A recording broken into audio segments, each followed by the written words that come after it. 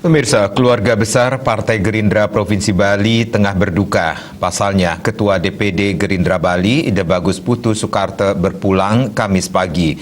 Sebelum menghembuskan nafas terakhir, mantan DPR RI ini sempat safari politik ke masing-masing DPC di Kabupaten Kota Sebali untuk menyelesaikan kepengurusan partai.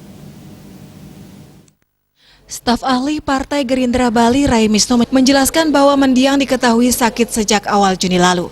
Setelah sebelumnya sempat melakukan safari politik dengan target menyelesaikan kepengurusan DPC seluruh Bali. Dalam kesempatan itu, Raimisno juga mengaku belum sempat mendapat informasi bahwa 4 Juli mendatang mendiang check up ke Jakarta. Namun Raimisno tidak terlalu mengetahui sakit yang diderita mendiang. Ditambahkannya, mendiang awalnya bukan orang politik, namun karena keaktifan semasa hidup, dalam beberapa organisasi nggak dilirik dan dijadikan kader dari Partai Gerindra. Dalam perjalanan politiknya pada tahun 2019, maju mencalonkan diri menjadi anggota DPRD Bali.